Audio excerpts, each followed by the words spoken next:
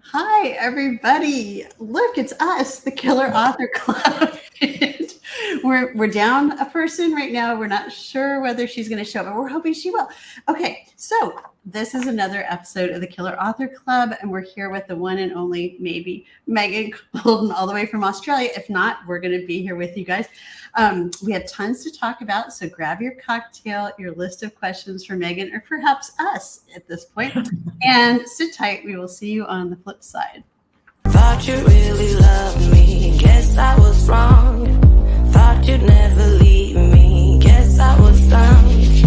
Waited like forever to be your plus one, but I guess you were done. Left me at Hi, everybody, and thank you so much for tuning in. I'm Killer Kara Ruda, along with founding members Heather Gudenkopf and Kimberly Bell, and we're so excited to maybe welcome Megan Goldin to the clubhouse. The Killers and I started Killer Author Club so that readers like you could interact with some of the best suspense and thriller authors in the business. Killers like Samantha Downing, Sherry Lapina, Frida McFadden, and the amazing and hilarious Karen Slaughter, among many others that you guys have had on the show with us. So dates, times, and all of that can be found on killerauthorclub.com. And so tonight we were planning on talking to Megan about Killing of the Fictional Kind. And, right. And if she doesn't show up, we can still talk about Killing of the Fictional Kind. And, you guys think of some other questions for maybe some of us if you'd like to, but we can also talk about the book too, because I'm sure you guys have all read it. All right. If you're watching this on Facebook or have a Facebook account, check out our public group, Killer Author Club. Or if you're a really hardcore killer, our private members only group called the Killer Author Clubhouse, where we host our book clubs and where we recently chatted with Rachel Krall about her smash hit Stone Cold Fox. I love that book. Next up, Nicole Bart and the Fabulous and Fascinating The Long Way Back on August 15th. And One Lucky Book Club is already being sent copies for their book club. So that's really fun too. All right. And again, that happens exclusively in the clubhouse. So you do need to join Killer Author Clubhouse on Facebook. We also have a YouTube channel where you can stream us to your big flat screen TV, and you can find us all wasting too much time on Instagram, Facebook, Twitter, TikTok, all of the other things that I don't know. Threads. For links to everything, watch the comments or check out our Killer Author Club website, killerauthorclub.com. And now, without further ado, Kimberly, would you can introduce our killer guest, because she is amazing and she might appear at any time. It's a killer mystery. So go ahead. This could be really cool or it could be really weird. Pop in at any moment. I know. So Megan Goldin is the author of The Escape Room, Stay Awake, and The Night Swim. She worked as a correspondent for Reuters and other media outlets where she covered war, peace, international terrorism, and financial meltdowns in the Middle East and Asia. She is based in Melbourne, Australia, where she raises 3 sons and a golden Labrador. Her newest novel, Dark Corners, is a Book of the Month pick for July, and it comes out in August. So, and Dark Corners is actually book number 2. It follows The Night Swim. Which I loved. I love The Night Swim. So I am just so excited about this book. So I'm really excited to see where Megan has taken the main character in that story. So very good, very good. And she had a cocktail too that she sent us. So we'll go ahead and share the cocktail. And she called this one the Dark Corners Coffee Martini. Have you ever had a coffee martini? I love coffee martinis. I could chug them. Like, they're sweet, they're coffee. I mean, what's not to love? Are they cold? Is it Yes. a cold drink? Okay. Yes. Okay. And they get foamy on the top because when they shake them up, I mean, they're just delicious. Okay. Yeah, it's like dessert and coffee at the same time. And booze. And booze. The 3 major food groups. Yeah. All right. So, cheers to that and the coffee martini. So now you have another killer cocktail cocktail. And cheers to Megan, and congratulations on her newest read, which is the book of the month pick, which is a huge honor in the literary world. So that's great news. And we hope everything's okay and that it's just some odd technical issue that she can't be here with us tonight. Right. Yeah. So, okay. So what we're going to do, because we're a live show, is we're going to wing it a little bit. It's our favorite thing to do. It is our favorite thing to do. Not really. No, we don't like to wing it, but you guys, we don't want you to be bored. And I did see some questions coming in for like us, because we're all you got tonight. So the killer question is, we were going to ask Megan, when do you kill? So I'm thinking maybe Heather, putting you on the spot. When do you like to kill?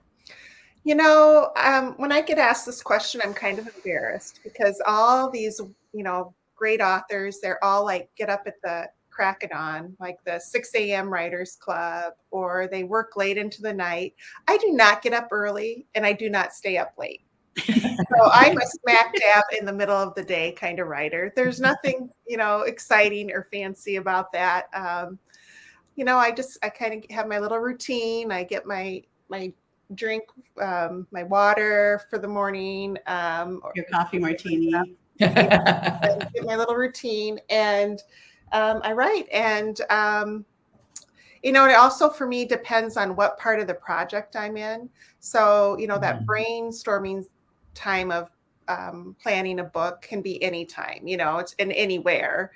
And then I've delved into outlining, which how's that going? It went really well, actually, and I got this nice outline. I jumped into the book. I will keep you posted on how that's working for me. If I stay disciplined and stay according to the path I've laid out, we'll see. And then of course, like every author gets on a deadline, then I write 24/7. And so how about you guys? When do you kill? Kimberly.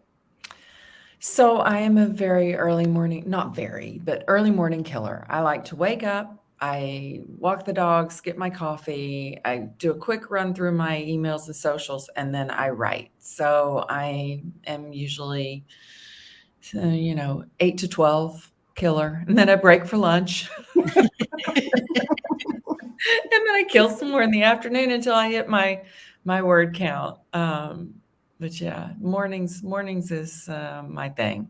I kind of run out of steam. My brain gets tired, and then nothing else comes out. I'm trying something a little different with this book. I used to do word counts, like for my last projects. I decided to try page counts this time. Why? I don't know. I just think sometimes like the word count gets so, like, okay, I got to get 3 more words, or I have to get, you know what I mean? And if I focus on pages, I'm just trying it. It seems to take a little bit of the pressure off. I don't know. Do you write in Word? Is that? Yeah, I've done it a couple different ways. This one I'm starting in Word. I've used Scrivener, which I like too, just for organizational purposes. Yeah. But I use You can't count pages in Scrivener. You have No, you can't. Yeah. That's what's different. Yeah. So I'm just trying a few different things. Yeah, it could be a disaster. It could be a disaster, but I'll let you know. It won't be. What about you, Kara? I like to kill at night. That's my favorite time to kill. But, since I have a husband and stuff, like he's kind of lonely when I do that now. And I used to stay up really late, like after the kids were in bed, and that's when I was writing and killing. But now I think my time I start killing is around like 1 o'clock in the afternoon. Okay. Like the mornings, I'm not a morning person, so I'll be doing email and all the marketing business stuff. Mm-hmm. And then about 1 o'clock is when like my killing brain starts firing up, and that's when I like to start writing until as long as I can, until he's like, are we having dinner, or do you want to have You're on your own? Yeah, exactly. So I have another question for you guys, because we were talking before about the coffee martini. There's this saying in the writing world that's write drunk, edit sober. But can you guys like have a cocktail and keep writing? Me neither. I can't. Yeah. My brain, like one sip of wine, it's like, Yeah. that's it. No more. Really? My brain likes that. I'd get too tired. Although it would be kind of fun experiment to try, sometime just to knock back a few and then just. And then just go see if it But what you helps. should do is write at night or kill at night, and then it's okay to have a cocktail while you're killing. You know what I mean? I lose thread of the track of the story then. Like, it's like, where am I going with this? What is it? It's kind of like the way you talk when you have too many cocktails. It's Yeah, like that's all right. over the place. But that's what I wanna my read characters that. are like. My characters are so much freer then. They're like, hey, That's true. let's go do a story. Yeah. That would be a fun. You know what? When we finally write our project together, which we got to do someday, Yes. we'll do some writing sessions where we drink and write and brainstorm and see what happens. Yeah. Yeah. I like that. Okay, I'm looking through the questions. Let's see. From the time, Facebook user says, from the time a final draft is turned in, how long to publication? It depends, doesn't it? There's so many factors that go into that. For me, it's typically around a year. A year. Yeah, typically a year. Which is crazy if you think about it, because then it takes, it's usually, well, not Kara. We'll forget Kara for a minute because she Sure, but very pounds fast out a book writer. in a month. But, it takes me 8 months-ish to write the actual book. So, we're talking about the idea for a book comes, 2 years at least before it's even out in paper. So it's a long process. Very long. And then if you get into like some major edits, like some of us, that, adds on some time as well. Yeah. Kara, and does Amazon must move faster than that. They do move faster than that. And I feel like we have I don't know, at least with the 2 books that were in this deal, it was kind of, you'll have a September book and then you'll have a May book. So I kind of knew that was happening. So it is definitely shorter turnaround time. All right. We have another one. Here's another Facebook user, maybe the same. What determines whether a book comes out as hardback or paperback? Such a good question. I wish I knew the answer. Yeah, it's changed a little bit. Like I'm typically have always been a trade paperback author. My books have come out in trade paperback, but now it seems like there's this kind of trend where they come out dual, like you can get hardcover or paperback at the same simultaneous time. release. Yeah. And that's just been the last few years, Yeah. which I think is nice because, there are those readers who really love their hardcovers and, they collect. And then there's, for the budget point, like, hardcovers can be pricey. So the trade paperbacks are, a little bit more economical in that sense. Yeah. My answer is the same because Heather and I are actually at the same publisher. And so same thing. They started me off as trade paperback. And then I want to say with Dear Wife, maybe from that point on, they were doing the simultaneous release. And they actually call them, at least my editor calls them library editions. Oh, okay. Rather than actual hardbacks, because I guess libraries do love them. To the library, yeah. Because they hold up longer. Yeah. And then there's the whole large print edition, which I'm beginning to appreciate more and more as each moment goes by. I'm like, large print. Now I see why people need those. But anyway, so that's a whole other thing too, which I think is kind of cool. Yeah. So Facebook users back and said maybe the storms caused a power outage in Megan's area. Are there big storms there? Oh, in Melbourne? No. Okay. Maybe. Okay. Oh, I hope not. I hope everything's okay. Thank you, Nikki. We're trying our best. Yes, we're doing our best. Give us some more questions. What else you got? Absolutely. Well, we can do while we're waiting. Oh, there she is! Yay! Okay. Sorry, I'm so sorry. Okay. Hi, Megan. Massive internet problems this morning. Hi. Hi, dear. Welcome. We're so happy you made it. Yeah, thank you. Thank you so much for inviting me. I'm really excited to be on your podcast. You're welcome. Well, we were talking about how excited we are and readers are for Dark Corners. and how it's the second installment in, after the night swim. Correct. And so maybe you can give us a quick elevator speech about what Dark Corners is about. Sure. So Dark Corners is it's a crime thriller with Rachel Krall, who was in the Night Swim. She's a true crime podcaster. And for her podcast series, she covers different cases. And in this particular instance, she's been asked to come down to Florida by the FBI because her name has somehow cropped up in relation to the disappearance of an influencer who has just mysteriously disappeared from her van in a forest.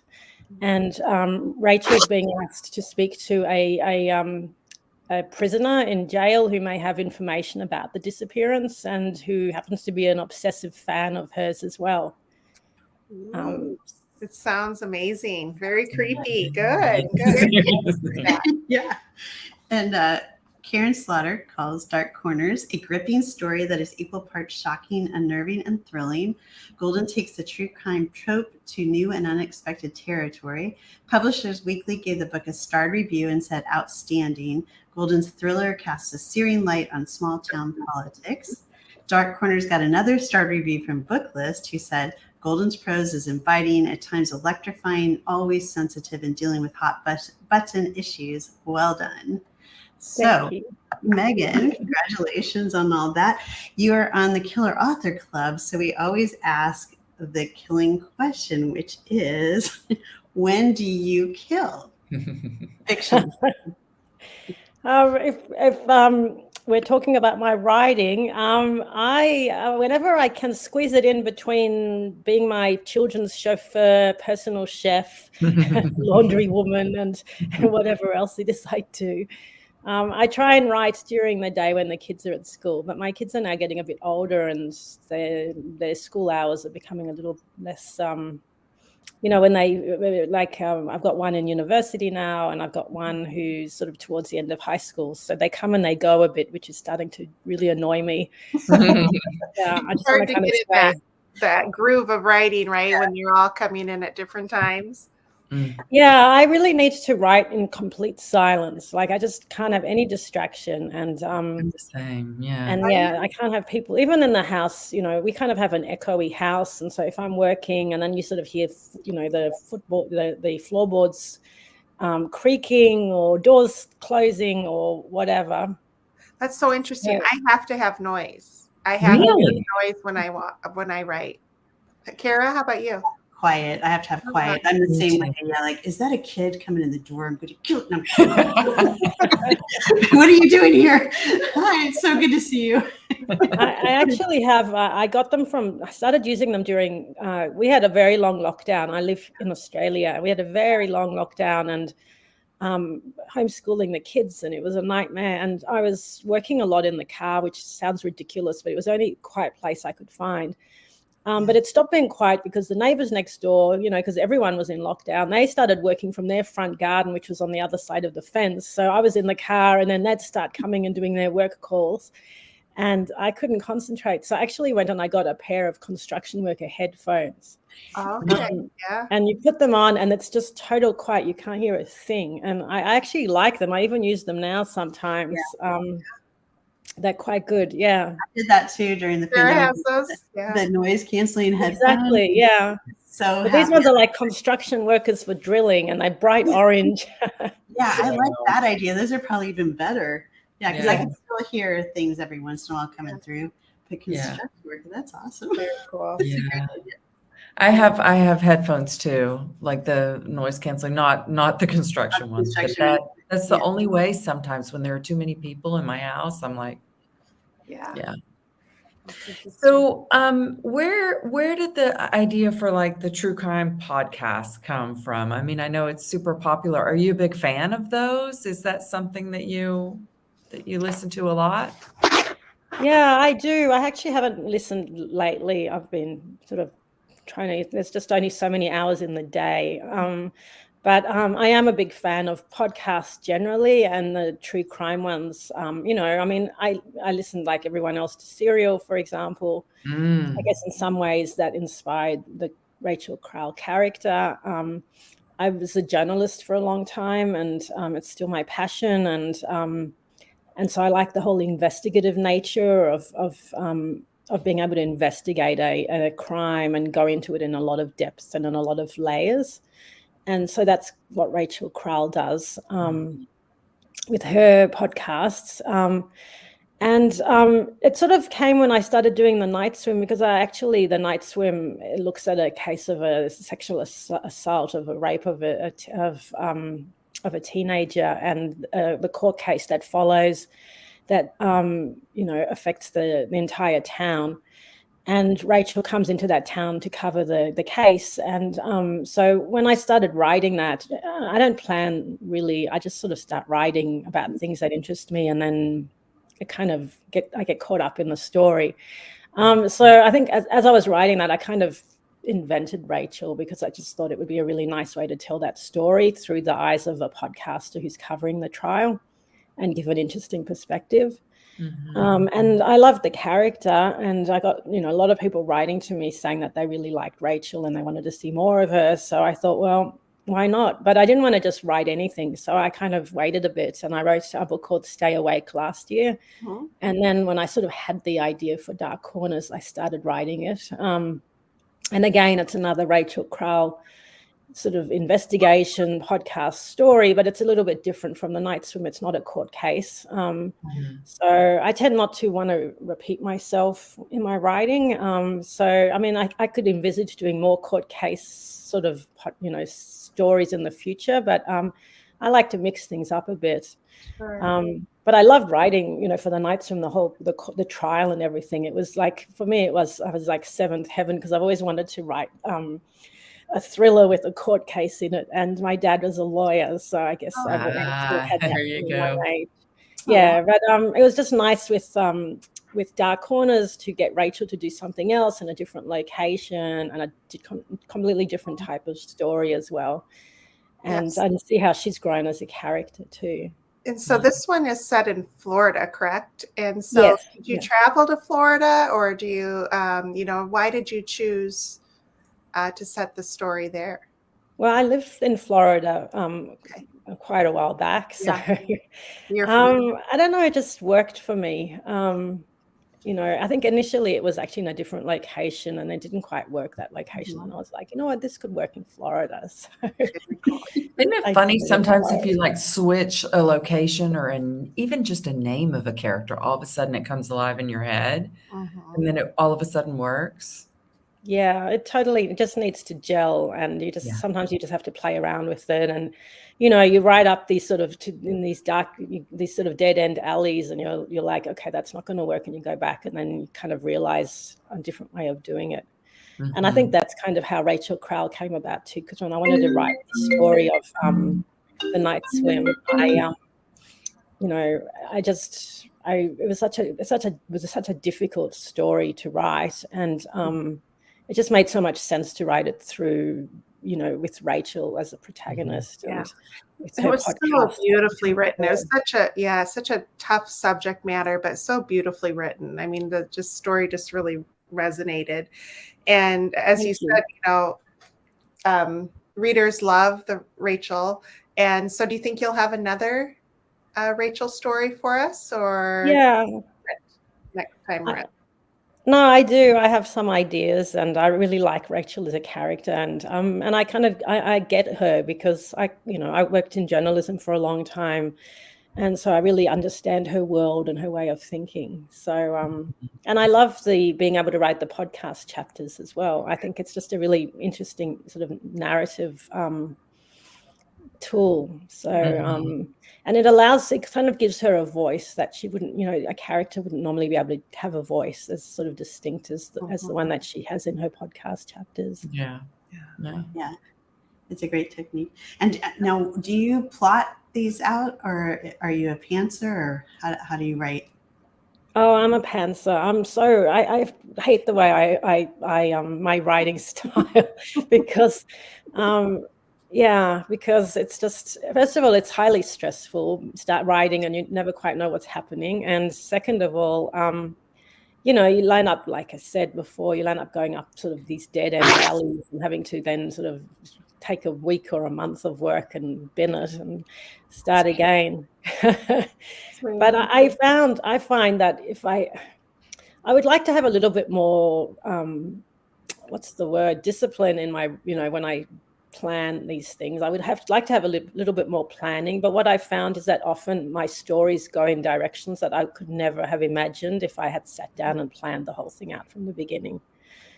And the perfect example is my book Stay Awake last year, where it was just totally from the seat of my pants. It was just, I was in the character's shoes and the character was taking me on all these different directions and all these things happened. I could never in a million years have, you know, sat down and actually thought it up in advance.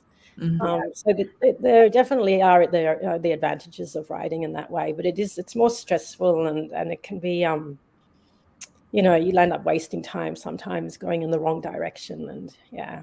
But it's so fun when it's we flowing. talk about this a lot. We Yes. do.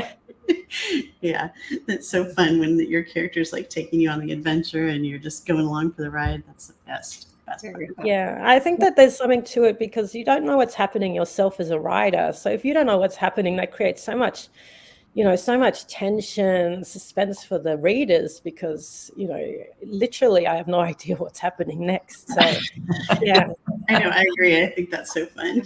Yeah. But I want to take up for all plotters everywhere. My characters take me on some unexpected journeys too. So even, you know, stuff that's not in my outline. But for me, it's I need a roadmap. Otherwise, I get so lost. Yeah. Well, I would like to do that. I'd like to somehow take the best of both worlds and combine them because there's a lot to be said for having a roadmap when you start writing, and it reduces, I think, your stress level. Because when I'm writing a first draft, I'm so totally stressed. Yeah. Because you just have no idea if it's going. It's like making a recipe at home, some complicated recipe. You have no idea if it's going to, you know, turn out or not. You're inviting guests for dinner, and you're like experimenting with the menu.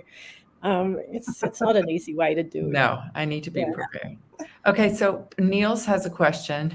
Her friend is about to go to Australia to study abroad, and she has to ask, why is McDonald's called Macca's? Is that how you say it? Macca's, because Australians like to shorten, we love to shorten everything. So everything has a nickname, everything. And if your name's like, you know, Diane, you're Di. And if you're Di, then it'll be D. It'll, you know, whatever you can do to shorten something, you will. So, yeah, so that's why McDonald's is Macca's. Too. That's a great question. I love it. So, Megan is giving away 2 copies of Dark Corners to 2 lucky winners. All you have to do is answer this question about our killer guest, and we will pick tomorrow around this time from the correct answers bonus points for joining the Killer Author Clubhouse Facebook group or subscribing to our YouTube channel. And the question is, what well-known news outlet was Megan a correspondent for? Who could it be? Don't tell them, Megan. We read your bio earlier, so they'll know. So they know the whole scoop for sure. Yeah. So yes. And the Killers love independent booksellers. We love what they do for our communities. And Megan has selected The Poison Pen in Scottsdale, Arizona. And Megan, why did you choose The Poison Pen? First of all, I love the name. Yeah, no kidding. Great name. Yeah, and second of all, my one of my sons is a basketballer, and he's moving to Phoenix to play to finish high school. Wow. And play basketball. So I'm hoping that I'll be there to see him and to visit the Poison Pen. It's an amazing bookstore. And anybody in the Scottsdale, Phoenix area, it's definitely worth the trip to go to. It's such a personable store. The owners and the workers are just like know their stuff. And like, I think they have signed copies of books from just about every author, that has a new book out. It's pretty amazing. Love it. Yeah. Very cool. All right, you guys. You all know membership has its privileges. Every episode, we choose a name from the Killer Author Clubhouse to win a piece of Killer Author Club swag. And that will include, wait, where's my swag? Okay, we have totes, we have mugs, we have hats, we have all that kind of stuff. So anyway, tonight's winner, and it's all on killerauthorclub.com if you want to grab some. Tonight's winner is Niels Behringer, who just asked a question, which is great. Niels is here. Yay. So please send one of the killers your address, and we'll send some Killer Author swag your way. Yes. And Megan, good news. You have officially survived the Killer Author Club. So we bestow upon you this lovely badge. We'll send it to you. You can print it out, hang it on your wall, paste it to a t-shirt, whatever you want to do. But congratulations, you survived. Thank you. Congratulations. And so that does it for tonight's episode. We're so glad that Megan was able to make it. And we thank you for being here, despite the little gremlins that are in all our computers that seem to make things difficult, right? We are going to be back again next week on July 25th with the one and only Samantha Downing, who will be chatting with us about her new thriller, A Twisted Love Story. So make sure that you join us for that. But for times, full schedule, past episodes, recipes, and merch, surf to killerauthorclub.com. And we'll see you right back here in 1 week. In the meantime, go buy yourself a Killer Author Club t-shirt. And see some you next time. I guess I'm a killer through our love into